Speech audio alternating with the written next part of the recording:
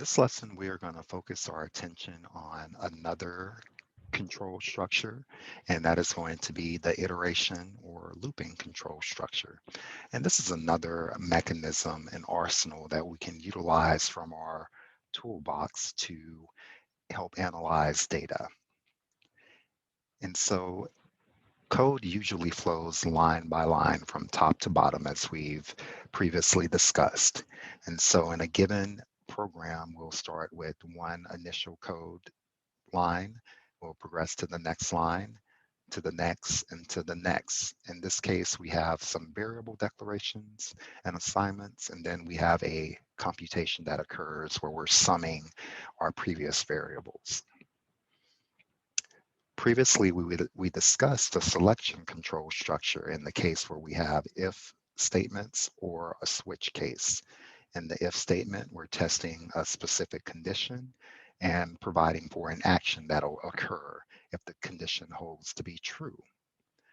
In the switch case, we have a condition that we're going to use, a variable that we're going to use to determine uh, the type of selection that we will make.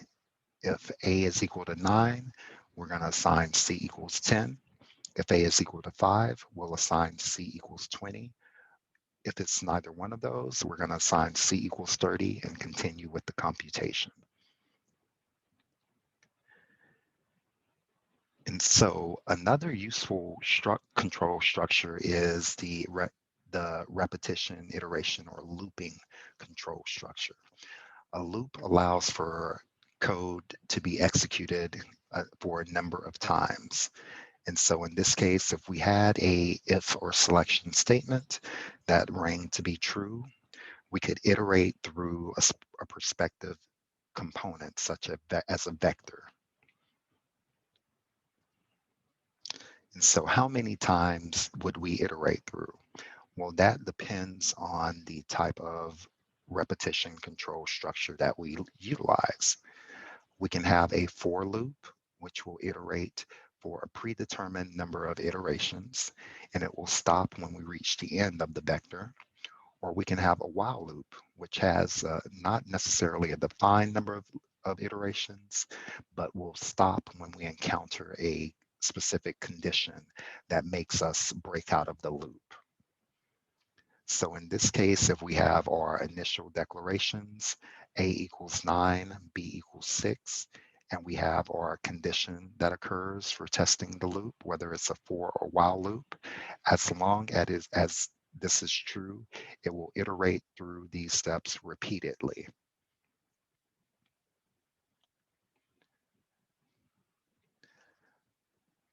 And so with the for loop, we're able to provide for iteration that occurs for a predetermined number of steps. So in this case, we have a vector called x. This will represent our loop control variable. Each time that we work through the loop, x will become the next value in the vector. So once we reach the end of the vector, then the loop stops and we break out. And that is when we'll encounter the end keyword. So in this code segment, we have A equals 9, B equals 6, and we want to provide for a looping construct that will display the values in X. So for this case, basically what happens is X becomes 5, it'll get displayed, we'll loop around again, X becomes 8, it will get displayed and we will loop around again, it becomes 7, and so forth. So the flow of logic means that for each value in our vector x, we'll iterate through and print out the value. Once we reach the end of the vector, we're no longer in the loop control structure and we continue on with our program.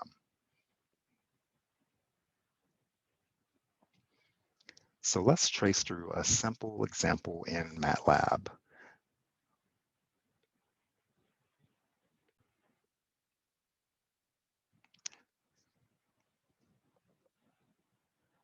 So as we mentioned, we have our looping construct here in that we've declared a vector called X with the values 5, 8, 7, 3, and 2. If we were to iterate through our control structure, it would iterate through each value in the vector. So first, X would be displayed as 5. Then it would continue on, and it would come back. X would be displayed as 8, and then it would continue to 7, to 3, to 2, and so forth. And once it reaches the end of the code, in the end of the vector, then it displays the next line of the code. And so that is what we have here, where next line is displayed, and another line is displayed.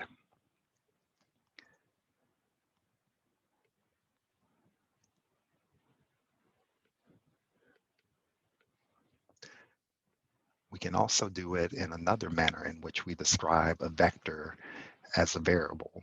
And then we want to have another variable for our loop variable called Bob. Bob is going to equal to vector, so we're going to copy the values of vector into Bob.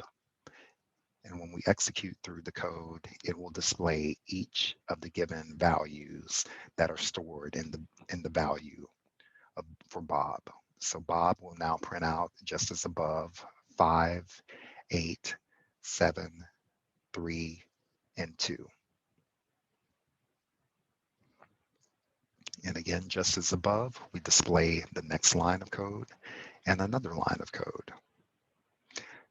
We can also iterate through our programs using a char vector as well. And so we have our string thwg, and if we want to iterate through, we can do this in the following manner. Word is going to be stored in X, and X will print out each character literal that we have in our char vector. And so T, H, W, and G is then printed out. With regards to logicals, we can also print out the logical values in a logical vector as well. And so if we were to execute our code here, it would iterate through our vector and print out the appropriate values of 1 for true, 0 for false, and 1 again for true or 0.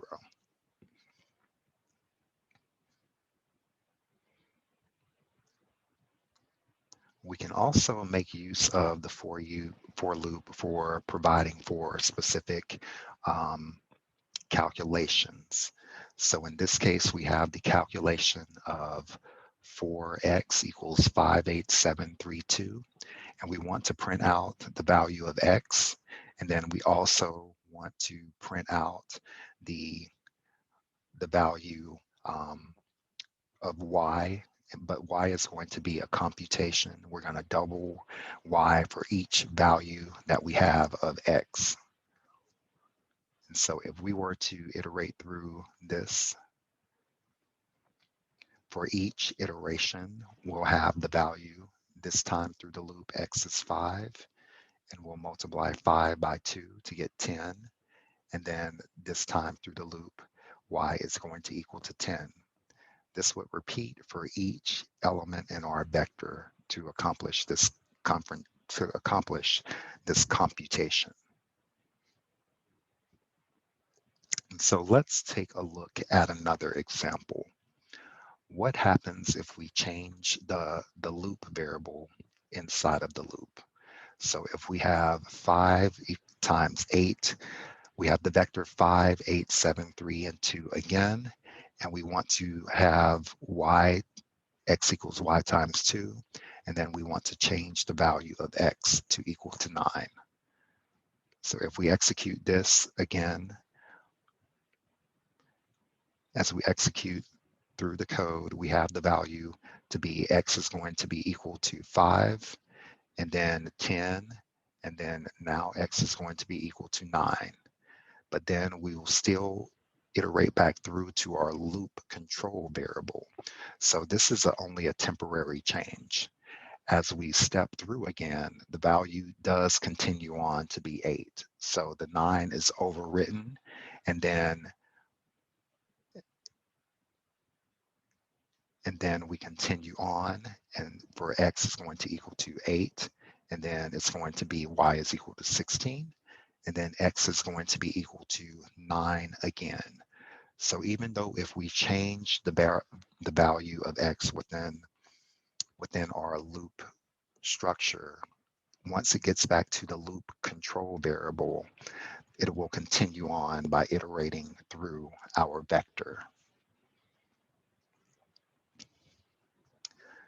Now let's consider another example where we're providing for a range that decrements. So in this case, we're going to start with x equals 50, and we're going to iterate down or step down by -10. And we're going to stop once we reach 0. So in this case, this provides us with the understanding that we're going to go from 50 to 40 to 30 to 20 to 10, and then to 0. So we'll print out the value, the current value of x, which initially will be 50, and then we will iterate through times x times 10, and so forth.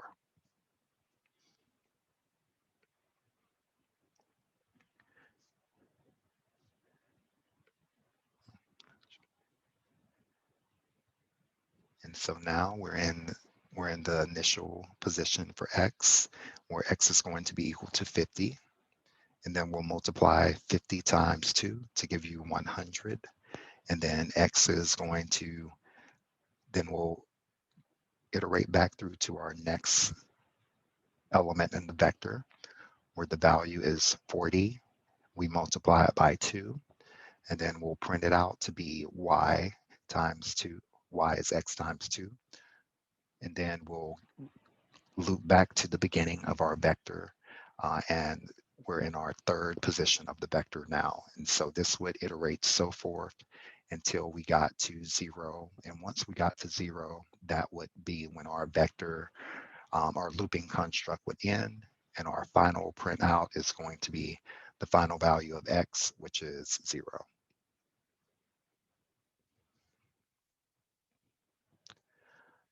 Another example for utilizing the loop in vector constructs is just, this is another example where we're just, instead of multiplying for x equals v, each value, we're going to just add to each value in v.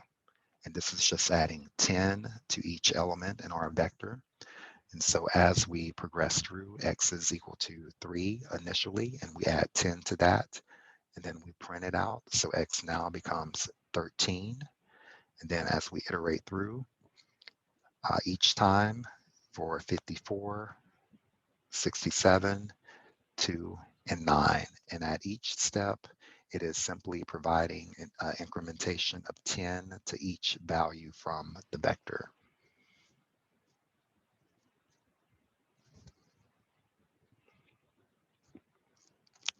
And so another useful way in which we can use the for loop is that we can also utilize it in order to provide a specific range that we want to iterate through.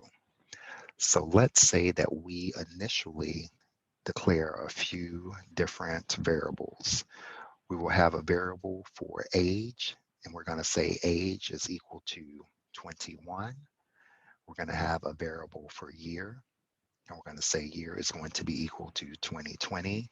And then we're going to print out the, the initial statement for the variable age and for the year.